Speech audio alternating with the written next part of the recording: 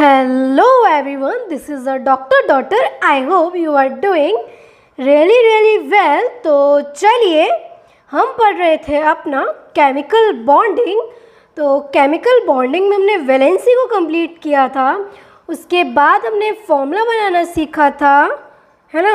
Then उसके बाद मैंने केमिकल बॉन्ड बताए थे, कितने टाइप्स के केमिकल बॉन्ड होते हैं ये हमने अपनी लास्ट क्लास में पढ़ चुके हैं। उसके बाद मैंने बताया था कि केमिकल बॉन्डिंग कोई भी एटम या फिर एलिमेंट क्यों बॉन्डिंग करता है, मैंने उसके आपको रीजंस बताए थे। क्लियर है? यहाँ तक हम अपनी लास्ट क्लास में कवर कर चुके थे। तो आगे आज पढ़ते हैं हम, ठीक है। आयनिक बॉन्ड आज स्टार्ट करेंगे। तो स्टार्ट करने से पहले रिवाइज करेंगे 5 मिनट्स, जो हमारा रूल है क्लास का कि हम आगे बढ़ने से पहले ऑलवेज 5 मिनट्स रिवाइज करते हैं। तो लेक्चर को लास्ट तक देखना। अगर पसंद आए तो लाइक करो, कमेंट करो, सब्सक्राइब करो एंड शेयर करो। एंड केमिकल बॉन्डिंग के कोई भी लेक्चर आपको स्किप नहीं करने हैं। आप बिल्कुल ट्रस्ट ली, क्योंकि ट्रस्ट करना तो बहुत ज़रूरी है। आप ट्रस्ट के साथ जैसे जैसे मैं आपको बोलती हूँ, जो मैं आपको पढ़ाती हूँ, वैसे वैसे आप करते जाओ। जब आपका चैप्टर कंप्लीट होगा, मैं कोर्स की बात नहीं कर रही हूँ, ठीक है। जब आपका चैप्टर कंप्लीट होगा तो आप खुद बोलोगे कि इस वे में हमने आज तक नहीं पढ़ा इनऑर्गेनिक केमिस्ट्री को। क्योंकि मोस्टली बच्चों का ये होता है कि केमिकल बॉन्डिंग हमें याद नहीं होती है ना। जो आईआईटी वाले बच्चे होते हैं उनका मोस्टली यही होता है। नीट वाले बच्चों को तो हैबिट होती है बिकॉज उनके पास तो बायो होती है। लेकिन जो आईआईटी वाले बच्चे होते हैं उनको ये रहता है कि मैम हमको याद नहीं होता है। लेकिन आपको लगा आपने पीरियोडिक टेबल पढ़ा, कहीं भी याद करने का कुछ भी नहीं था, सारा कॉन्सेप्चुअल वाइज था। ऐसी केमिकल बॉन्डिंग को हम हर एक पॉइंट को बिल्कुल कॉन्सेप्चुअल वाइज कंप्लीट करेंगे, ठीक है। तो वीडियो में एंड तक बने रहिएगा। लाइक करो, कमेंट करो और जल्दी सब्सक्राइब कर दो। ओके, चलिए स्टार्ट करते हैं। तो केमिकल बॉन्डिंग में हम पढ़ चुके थे वैलेंसी किसको बोलते थे। वैलेंसी एक इटालियन वर्ड से डिराइव हुआ था, वैलेंशिया, जिसका मतलब था कंबाइनिंग कैपेसिटी। बॉन्डिंग ऑलवेज किस किस ब्लॉक में देखते थे, एस एंड पी ब्लॉक में देखते थे। मैंने बताया था बॉन्ड, चलो बॉन्ड को आगे पूरा इकट्ठा ही पढ़ेंगे। उसके बाद मैंने बताया था valency according to modern concept पहले बढ़ती थी, उसके बाद कम होती थी। सेम एज हाइड्रोजन में भी यही होता था कि पहले वैलेंसी बढ़ती थी और उसके बाद कम होती थी, है ना। देन जब हमने ऑक्सीजन के रिस्पेक्ट में वैलेंसी को पढ़ा था तो वहाँ पर वैलेंसी कंटिन्यूसली इंक्रीज होती थी। अब मैंने आपको बताया था कैसे आप वैलेंसी निकालोगे। वैलेंसी का मतलब था कंबाइनिंग कैपेसिटी, कंबाइनिंग कैपेसिटी किसी भी एलिमेंट की। वैलेंस इलेक्ट्रॉन को मैंने बताया था कि ग्रुप, ये ट्रिक थी बच्चों, कि ग्रुप नंबर की जो लास्ट डिजिट होती है वो उसके वैलेंस इलेक्ट्रॉन को शो करती है। एंड 14 ग्रुप तक, first, second, 13 and 14, because bonding तो हमें एस एंड पी ब्लॉक में देखते हैं। अच्छा, क्वेश्चन आता था कि bonding S and P block में क्यों देखते थे, बिकॉज आईपी का difference S and P block में ज़्यादा होने की वजह से बॉन्डिंग हमेशा हम एस एंड पी ब्लॉक में ही करते हैं। क्लियर है? उसके बाद मैंने बता रही थी कि वैलेंस इलेक्ट्रॉन किसको बोला था। वैलेंस इलेक्ट्रॉन ग्रुप नंबर की जो लास्ट डिजिट होती है उसको वैलेंस इलेक्ट्रॉन बोलते हैं। एंड वैलेंसी कैसे निकालनी थी, फर्स्ट, सेकेंड, 13 एंड 14 तक जो वैलेंस इलेक्ट्रॉन का नंबर होता था वही उसकी वैलेंसी होती थी। लेकिन 14 ग्रुप के बाद हम 8 में से वैलेंस इलेक्ट्रॉन को माइनस कर देते थे तो हमारे पास वैलेंसी आ जाती थी। क्लियर है? चलिए जी। उसके बाद मैंने आपको फॉर्मूला बनाना सिखाया था किसी भी कंपाउंड का, कि मान लो हमारे पास 2 एटम दे दिए कोई सडनली से और हमसे पूछा है कि इसका फॉर्मूला बनाकर दिखाओ। तो मैंने कैसे बताया था कि पहले फर्स्ट 2 एलिमेंट दिए ना, फर्स्ट एलिमेंट की वैलेंसी लिख लो, सेकेंड एलिमेंट की वैलेंसी लिख लो और उन दोनों का क्रॉस मल्टीप्लाई कर दो, बन गया फॉर्मूला। अगर मेरे प्रीवियस लेक्चर नहीं देखे हैं तो जल्दी से जाकर देखो, बिकॉज ये आपका 3rd लेक्चर है। अगर बैकलॉग हो रहा है इसका बैकलॉग नहीं होने देना है, ठीक है। खुद से प्रॉमिस करो कि बैकलॉग आज तो नहीं होगा, बाकी के दिन का होगा नहीं होगा ये हमारे ऊपर डिपेंड नहीं करता। लेकिन आज जो लेक्चर हम ले रहे हैं उसका बैकलॉग नहीं होगा, आज हमें डेली लेक्चर लेना है, ठीक है। चलिए फिर मैंने आपको टाइप्स ऑफ केमिकल बॉन्ड बताए थे। मैंने बताया था 2 टाइप की बॉन्डिंग होती है, एक होती है इंटर एटॉमिक बॉन्डिंग और एक होती है inter molecular bonding. Inter atomic bonding मतलब एटम और एटम के बीच में बॉन्डिंग, एंड इंटर मॉलिक्यूलर में मॉलिक्यूल एंड मॉलिक्यूल के बीच बॉन्डिंग। इंटर एटॉमिक में क्या होता था, जब 2 एटम के बीच में इलेक्ट्रॉन आ जाता था तो एटम पर क्या होता है, न्यूक्लियस। न्यूक्लियस में पॉजिटिव चार्ज होने की वजह से वो इलेक्ट्रॉन के साथ अट्रैक्टली रहते हैं, है ना, उसके साथ वो अट्रैक्टली रहते हैं, जिसकी वजह से अट्रैक्शन लगता है। जबकि जब हम मॉलिक्यूल की बात कर रहे थे, देखो मैंने यहाँ समझाया है, जब हम मॉलिक्यूल की बात कर रहे थे तो मॉलिक्यूल में क्या है, हमने एक पूरा मॉलिक्यूल लिया है, एक मॉलिक्यूल का दूसरे मॉलिक्यूल से अट्रैक्शन को पढ़ा था, जहाँ पर न्यूक्लियस और न्यूक्लियस आ जाते थे कॉर्नर पर, तो जब सेम साइज आता है तो एक दूसरे को रिपेल करते हैं। क्लियर है। इंटर एटॉमिक में 4 बॉन्ड हमने पढ़े थे, ionic bond, covalent bond, coordinate bond and metallic bond. Ionic bond लगता था between metal and non metal के बीच, कोवेलेंट बॉन्ड कहाँ लगा था, मैंने बताया था between non metal and non metal के बीच। कोऑर्डिनेट बॉन्ड लगता था हमारा between metal and non metal के बीच and between non metal to non metal के बीच। और मेटेलिक बॉन्ड हमारा मेटल एटम्स में लगता है। आयनिक बॉन्ड कंप्लीट ट्रांसफॉर्मेशन मतलब पूरा एक इलेक्ट्रॉन जाता है ना, पूरा इलेक्ट्रॉन जाता है, आधा अधूरा नहीं जाता। जैसे कि कोवेलेंट बॉन्ड में म्यूचुअल शेयरिंग होती है, मैंने म्यूचुअल शेयरिंग का मतलब बताया था आप लोगों को, जाकर देखो लेक्चर, नहीं देखा तो। कोऑर्डिनेट बॉन्ड बनता है पार्शियल शेयरिंग से, कि अगर तुझे इमरजेंसी में ज़रूरत पड़ गई है तो चल कोई बात नहीं, तू अभी अपने पास काउंट कर ले, अभी ले ले, लेकिन ये रहेंगे तो मेरे, मतलब उधारी वाला सिस्टम चलता है कोऑर्डिनेट बॉन्ड में। ये है तो मेरे ही इलेक्ट्रॉन, लेकिन तुझे बहुत ज़्यादा इमरजेंसी हो गई है ना, मान लो किसी का एक्सीडेंट हो जाता है तो उसको ब्लड डोनेट करना पड़ता है कि नहीं करना पड़ता, ऐसे कोऑर्डिनेट बॉन्ड काम करता है कि चल तेरे को बहुत इमरजेंसी हो गई है तो ये रहे हैं तो मेरे पास भी, मतलब मेरे पास भी काउंट होंगे और तेरे पास भी काउंट होंगे, वही सिस्टम चलता है कोऑर्डिनेट बॉन्ड में। और मेटेलिक तो आपको नाम से क्लियर है कि एक प्रकार का अट्रैक्शन होता था, और मेटेलिक बॉन्ड मेटल एटम्स में होता है। उसके बाद मैंने पढ़ा था इंटरमॉलिक्यूलर बॉन्ड, बताया था आपको। इंटरमॉलिक्यूलर बॉन्ड सिर्फ 2 टाइप्स के होते हैं, hydrogen bond and van der Waals. Molecule दिख जाए, कोई भी मॉलिक्यूल हो, बॉन्ड के साथ अगर डायरेक्टली हाइड्रोजन अटैच है तो उसको बोलते हैं हाइड्रोजन बॉन्ड। इसके अलावा कोई भी मॉलिक्यूल आपको दिख जाए, कौन सा बॉन्ड होगा, van der Waals. Hydrogen bond कहाँ होगा, जब FON से डायरेक्टली हाइड्रोजन अटैच होगा तब हाइड्रोजन बॉन्ड होगा। क्लियर है, मेरी आवाज़ तो क्लियर आ रही है ना सब लोगों को। चलिए, फिर मैंने बताया था कि कॉज ऑफ केमिकल बॉन्डिंग, क्यों केमिकल बॉन्डिंग होती है, क्यों बॉन्ड बनाते हैं हम, एलिमेंट क्यों बॉन्ड बनाते हैं, क्योंकि कोई भी एलिमेंट चाहता है कि मेरे पास मेरी एनर्जी कम हो जाए लेकिन मेरी स्टेबिलिटी ज़्यादा हो जाए, मतलब मुझे काम कम करना पड़े लेकिन मेरी स्टेबिलिटी ज़्यादा हो जाए। इसलिए जब बॉन्ड फॉर्म होता था तो एनर्जी रिलीज होती थी, मतलब खुद के पास एनर्जी कम बची है, रिलीज हो गई एनर्जी, तो खुद के पास एनर्जी कम तो स्टेबिलिटी ज़्यादा, बिकॉज एनर्जी स्टेबिलिटी के इन्वर्सली प्रोपोर्शनल होती थी। क्लियर है। फिर मैंने बताया था कि जब बॉन्ड बनता है तो नेट अट्रैक्शन ज़्यादा होता है नेट रिपल्शन से। और मैंने सेकेंड रीज़न बताया था कॉज ऑफ केमिकल बॉन्डिंग का, कि tendency to complete octet like as noble gases. किसको बोला था नोबल गैसेस, इतना इजी क्वेश्चन पूछ रही हूँ 18 ग्रुप को। चलिए, तो यहाँ तक हम अपनी प्रीवियस लेक्चर्स में कंप्लीट कर चुके हैं।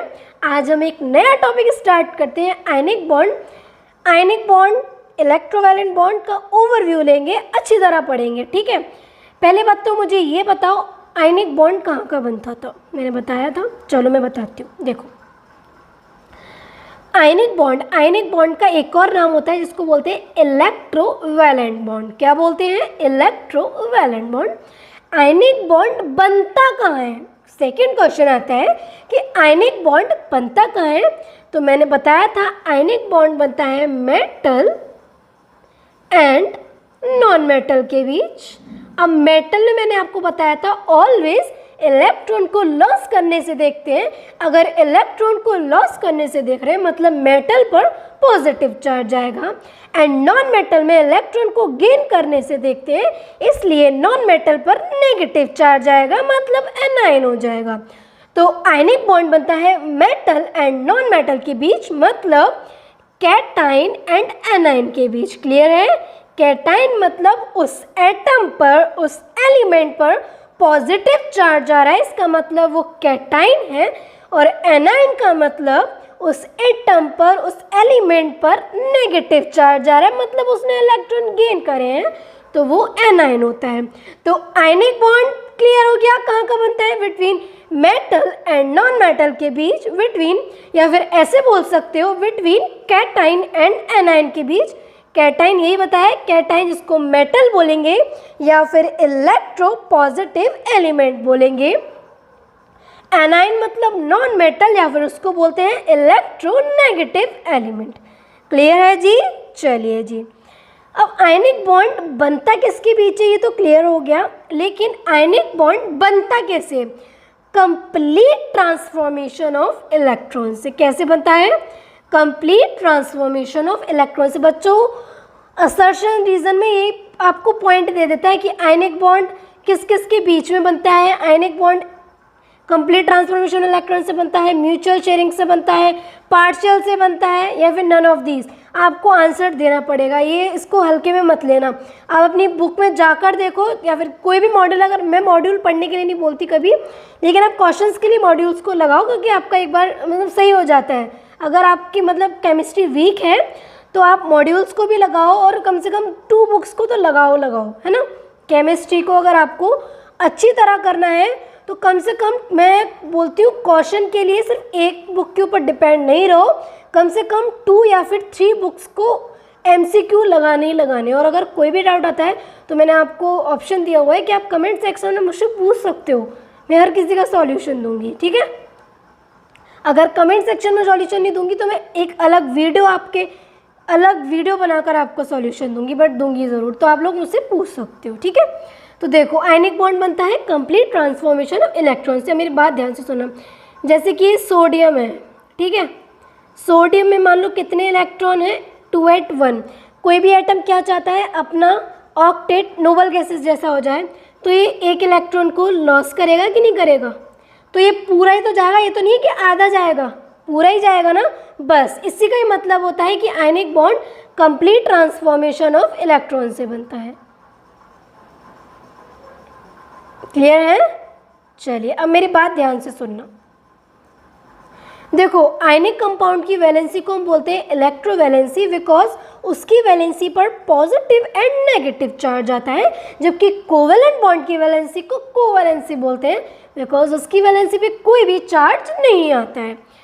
जो आयनिक बॉन्ड होता है, पहला पॉइंट क्लियर हो गया, किस किस के बीच बनता है? Between metal and non metal के बीच, या फिर सेकेंड कैटाइन या फिर एनायन के बीच। एंड थर्ड पॉइंट, जो आयनिक बॉन्ड था वो कैसे बनता है? कंप्लीट ट्रांसफॉर्मेशन ऑफ इलेक्ट्रॉन से बनता है। फोर्थ पॉइंट, जो आयनिक बॉन्ड होता है वो नॉन डायरेक्शनल बॉन्ड होता है। अब आप पूछोगे मैम क्या मतलब है नॉन डायरेक्शनल, कैसे पता लगाया कि ये नॉन डायरेक्शनल बॉन्ड है? मेरी बात ध्यान से सुनना, ये सोडियम एटम है, इस पर पॉजिटिव चार्ज है। अब क्या इसका ये डिनोट है कि ये पॉजिटिव चार्ज सिर्फ यहीं पर ही है, तो ये जो क्लोरीन है वो इससे बॉन्ड सिर्फ इसी डायरेक्शन में बनाएगा। क्या ये क्लियर है? नहीं ना, सोडियम के तो चारों तरफ पॉजिटिव चार्ज डिस्ट्रीब्यूट है ना, सोडियम के तो चारों तरफ पॉजिटिव चार्ज डिस्ट्रीब्यूट है, तो ये जो क्लोरीन है जरूरी नहीं है कि इधर से बॉन्डिंग बनाएगा, ये क्लोरीन तो कहीं से भी बॉन्डिंग बना सकता है, यहाँ से भी बना सकता है, यहाँ से भी बना सकता है, यहाँ से भी बना सकता है, यहाँ से भी बना सकता है, यहाँ से भी बना सकता है, यहाँ से भी बना सकता है, यहाँ से भी बना सकता है, यहाँ से भी बना सकता है। कोई डायरेक्शन थोड़ी ना है कि नहीं जी ये क्लोरीन एटम भाई यहीं से ही बना पाएगा, ये ऐसे नहीं बन पाएगा। क्यों नहीं बन पाएगा? इसलिए जो आयनिक बॉन्ड होता है वो एक नॉन डायरेक्शनल बॉन्ड होता है। क्लियर है? चलिए अब जो पॉजिटिव और नेगेटिव चार्ज आता है वो कैसे आता है वो हम एक बार समझते हैं। जैसे कि NaCl है, तो NaCl कैसे बना देखते हैं ना, यहाँ समझा रही हूँ, ये उसका सॉल्यूशन है, मैं आपको समझा रही हूँ। सोडियम लिया, क्लोरीन लिया, एटॉमिक नंबर, दोनों के एटॉमिक नंबर क्या होते हैं? Having same number of protons. Sodium का 11 है तो इसको लिखेंगे हम 281 से, क्लोरीन को लिखेंगे 2887 से। मैंने क्या बताया था? लास्ट इलेक्ट्रॉन ऑक्टेट पूरा होना चाहिए, हमें 8 चाहिए पूरे। तो ये क्या करेगा? एक इलेक्ट्रॉन को इधर ट्रांसफ़र कर देगा। तो जो इलेक्ट्रॉन को ट्रांसफ़र कर रहा है उस पर पॉजिटिव चार्ज आएगा, इसलिए सोडियम पर पॉजिटिव चार्ज आता है एंड क्लोरीन पर एक इलेक्ट्रॉन उसने क्या करा है? गेन करा है, तो क्लोरीन पर क्या आएगा? नेगेटिव चार्ज आएगा। क्लियर है? चलिए सेकंड क्वेश्चन करते हैं। सेकंड Na2O में देखते हैं कैसे ये आयनिक बॉन्ड हुआ। तो यहाँ पर ही समझा दूँ, देखो Na2O, 2 सोडियम है और 1 ऑक्सीजन है। सोडियम का 11 एटॉमिक नंबर एंड ऑक्सीजन का कितना होता है? 8। क्लियर है? तो इसको कैसे लिखोगे? 281 एंड 281। और ऑक्सीजन को कैसे लिखोगे? 2 and 6। आपको फिल करना तो आता है ना बच्चों, ऐसे पढ़ते हैं, देखो 2 8 8 18 18 32, इस तरह से इलेक्ट्रॉन की फिलिंग होती है। अगर ऑक्टेट कंप्लीट नहीं है, लेकिन हमें ये ऑक्टेट इसका कंप्लीट करना ही पड़ेगा, चाहे वो गेन करके लें, चाहे वो शेयरिंग करके लें, या फिर लॉस करके लें, या फिर गेन करके लें। तो यहाँ पर 281 है, हमें तो ऑक्टेट कंप्लीट चाहिए। अगर हम 1 लिख देंगे तो ये तो इनकम्प्लीट हो गया ना, इनकम्प्लीट हो गया कि नहीं हो गया? तो यहाँ पर एक इलेक्ट्रॉन यहाँ ट्रांसफ़र हो जाएगा और एक इलेक्ट्रॉन इधर से ट्रांसफ़र हो जाएगा। तो अब इसका कॉन्फ़िगरेशन हो जाएगा 2 and कितना? 8। ठीक है? तो इसी वजह से इस पर 2 सोडियम है, इसलिए 2 सोडियम, एक सोडियम ने एक अगर इलेक्ट्रॉन दिया है तो एक सोडियम पर एक ही तो चार्ज होगा, लेकिन 2 सोडियम है तो 2 sodium positive charge plus oxygen कितने? ऑक्सीजन ने 2 इलेक्ट्रॉन गेन करे ना, एक इस वाले सोडियम से और एक इस वाले सोडियम से, तो O-2 आ जाएगा। क्लियर है? चलिए जी, अब थर्ड क्वेश्चन आप बताओ मुझे, कैसे Cl बना? जल्दी बताओ, कैसे चार्जिंग डिस्ट्रीब्यूट करेंगे इस पर? छोटा सा टॉपिक है आयनिक बॉन्ड, बस ये 2 क्वेश्चन, उसके बाद आयनिक बॉन्ड कंप्लीट हो जाएगा। कल कोवेलेंट बॉन्ड स्टार्ट करेंगे, आज का लेक्चर थोड़ा छोटा ही होगा। देखो जल्दी बताओ, 2 मिनट देती हूँ, इस क्वेश्चन को सॉल्व करो। चलिए देखो, हमारे पास दिया है CaCl2, कैसे इस पर पॉजिटिव चार्ज आया, कैसे इस पर नेगेटिव चार्ज आया, ये हम पता कर रहे हैं। कैल्शियम का 20 एटॉमिक नंबर होता है एंड 2 क्लोरीन एटम दिए हैं, तो एक क्लोरीन एटम का 17 एटॉमिक नंबर होता है। अगर अभी भी आप लोगों को एटॉमिक नंबर, एलिमेंट कुछ भी समझने में प्रॉब्लम हो रही है, एटॉमिक स्ट्रक्चर जाकर देखो तुरंत।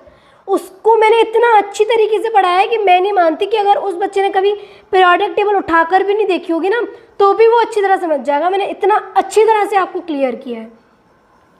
तो इसको कैसे लिखेंगे? 2 8 8 2, मैंने बताया ना इलेक्ट्रॉन फिलिंग कैसे करते हैं, 2 8 8 18 18 32। अब इसका लिखेंगे, क्या आएगा इसका? क्लोरीन का, जल्दी बताओ, 287 287। क्लियर है? अब यहाँ पर इनकम्प्लीट ऑक्टेट है, इन्हें एक एक इलेक्ट्रॉन की रिक्वायरमेंट है। तो यहाँ से ये कैल्शियम क्या करेगा? एक इलेक्ट्रॉन इसको देगा और एक इलेक्ट्रॉन इसको देगा। क्लियर है? तो इसी वजह से कैल्शियम ने 2 इलेक्ट्रॉन ट्रांसफ़र करे, तो कैल्शियम पर +2 और 2 Cl हैं, 2 Cl ने मतलब एक Cl ने एक नेगेटिव चार्ज लिया है, एक इलेक्ट्रॉन लिया है, तो 2 Cl पर एक नेगेटिव चार्ज आ जाएगा। तो ये बन जाएगा कैल्शियम +2 एंड 2 Cl-। थर्ड है कैल्शियम एंड ऑक्सीजन का। तो देखो कैल्शियम का कैसे लिखेंगे? 2 8 8 2। ऑक्सीजन का कैसे लिखेंगे? 2 and 6, बिकॉज 8 एटॉमिक नंबर है। अब तो आप लोगों को आ जाना चाहिए, ये कोई डाउट नहीं आनी चाहिए। अब इसका इनकम्प्लीट ऑक्टेट है, क्योंकि हमें 8 इलेक्ट्रॉन चाहिए ऑक्टेट कंप्लीट करने के लिए, जबकि इसमें 2 इलेक्ट्रॉन ज़्यादा हैं। या तो इसको 6 इलेक्ट्रॉन मिल जाए तो ये कंप्लीट कर पाएगा। अब अगर इसको तुम 6 इलेक्ट्रॉन भी दोगे तो भी इसका ऑक्टेट कैसे कंप्लीट होगा? नहीं हो पाएगा ना। तो बड़ी बेटर है कि इसको ही 2 इलेक्ट्रॉन दे दिया जाए। तो कैल्शियम 2 इलेक्ट्रॉन ऑक्सीजन को ट्रांसफ़र कर देता है। तो तो जिसकी वजह से अगर दो इलेक्ट्रॉन को जो इलेक्ट्रॉन देता है मतलब उस पर इलेक्ट्रॉन की कमी हो गई, मतलब उस पर पॉजिटिव चार्ज आएगा। तो कैल्शियम +2 एंड एक ऑक्सीजन ने 2 इलेक्ट्रॉन गेन करे हैं तो O-2 आ जाएगा। क्लियर है? क्लियर हो गया ये पॉइंट? चलो फिर से एक बार रिवाइज कर लो। Ionic bond, electrovalent bond. Ionic bond किस किस के बीच लगता है? मेटल एंड नॉन मेटल के बीच, मतलब कैटाइन एंड एनाइन के बीच, मतलब most electro positive element and most electro negative element. Ionic bond complete transformation of electron से बनता है। Ionic bond non directional bond होता है, इसकी कोई डायरेक्शन नहीं है कि बॉन्ड इधर से ही बनेगा, इसकी कोई डायरेक्शन नहीं है कि बॉन्ड इधर से ही बनेगा। इस क्लोरीन कहीं से, पूरे सोडियम से कहीं से भी कंबाइन हो सकता है। क्लियर है? जरूरी नहीं है कि इसका सिर्फ यही डायरेक्शन है, यहीं से बन सकता है। क्यों भाई? यहाँ से भी तो अटैच हो सकता है ना। एंड फिर मैंने बताया कि कैसे सोडियम पर पॉजिटिव चार्ज आता है, कैसे क्लोरीन पर नेगेटिव चार्ज आता है, ये मैंने आपको पूरा क्लियर बताया। अगर किसी को कोई भी डाउट है तो वो मुझसे पूछ लो फटाफट से। आज आयनिक बॉन्ड में है ना आपको पूरा एक एक टॉपिक पढ़ाऊंगी, क्योंकि अगर मैंने आज ही कोवेलेंट स्टार्ट कर दिया ना तो आप आयनिक बॉन्ड भूल जाओगे, फिर मिक्सअप हो जाएगा। और मैं नहीं चाहती कि आयनिक बॉन्ड कोवेलेंट में एंट्री हो जाए, कोवेलेंट बॉन्ड की आयनिक बॉन्ड में एंट्री हो जाए। नहीं, सेपरेट सेपरेट पढ़ेंगे, छोटे छोटे लेक्चर लेंगे, क्लियर पढ़ेंगे एकदम। क्लियर है? तो किसी को कोई डाउट है पूछ लो फटाफट से। किसी को कैसा भी डाउट आ रहा है PYQ लगाओ, पीरियोडिक टेबल के कम से कम 500 क्वेश्चंस लगाओ, उसके तब जाकर आपको क्लियर हो पाएगा। फिर आप कभी नहीं भूलोगे। अगर आपने 500 क्वेश्चन लगा ली ना, और मैं नहीं मानती कि 500 आपको ज़्यादा टफ है, अपना एक रूटीन बना लो कि डेली मुझे 50 क्वेश्चन करने हैं। मैंने लेक्चर लिया, लेक्चर लेने के बाद जो भी पढ़ाया है मैंने उसके नोट्स बनाए हुए हैं। क्लास के साथ ही आप नोट्स बनाओगे, नोट्स बनाने के साथ आपने जो भी क्लास में पढ़ा उसको आप रिवाइज करोगे, लर्न करोगे जो भी आपने क्लास ली है। उसके बाद आपको 50 क्वेश्चन लगाने। मान लो अभी केमिकल बॉन्डिंग स्टार्ट हुआ है तो इसके इतने क्वेश्चन आप पर नहीं बनेंगे, तो कोई बात नहीं, जब तक आपकी स्टार्टिंग चल रही है तब तक आप क्या करो, पीरियोडिक टेबल के लगाओ। डेली अगर आप 50 क्वेश्चन लगाते हो, डेली आप 50 क्वेश्चन अगर लगाते हो तो आपके 10 डेज के अंदर 500 क्वेश्चन हो जाएंगे।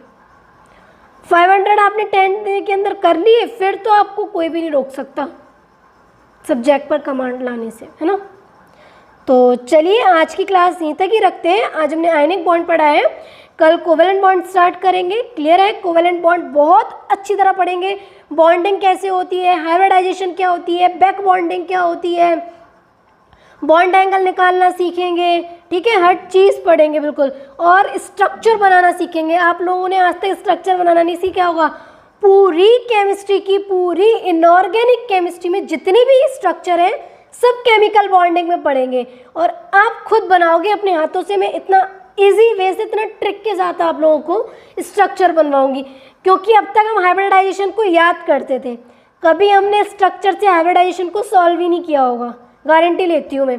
कोई ऐसा बच्चा है जिसने आज तक हाइब्रिडाइजेशन को उसके साथ, स्ट्रक्चर के साथ सॉल्व किया हो? नहीं किया होगा। आप स्ट्रक्चर के साथ ही सॉल्व करोगे, आपको बाकी सारे मेथड सारे पढ़ाऊंगी, बाकी सारे मेथड आपको लगेंगे बेकार, आप स्ट्रक्चर से सॉल्व करोगे। क्लियर है? तो आज की क्लास यहीं तक ही रखते हैं। पढ़ते रहो, मेहनत करते रहो, लेक्चर को बिल्कुल भी स्किप मत करो, डेली डेली पढ़ते चलो। अगर स्टार्टिंग में थोड़ी समझने, मुझे नहीं लगता समझने में प्रॉब्लम हो रही होगी, फिर भी अगर कहीं ना कहीं प्रॉब्लम हो रही है कोई बात नहीं, ध्यान से 2 बार देखो। छोटे छोटे लेक्चर्स हैं, ऐसे नहीं है कि आप नहीं देख सकते। 2 बार देखो, 3 बार देखो, कंटिन्यू देखो, लेकिन कंसिस्टेंसी रखो। ठीक है? तो चलिए पढ़ते रहिए, मेहनत करते रहिए, कीप वर्किंग, कीप हसलिंग।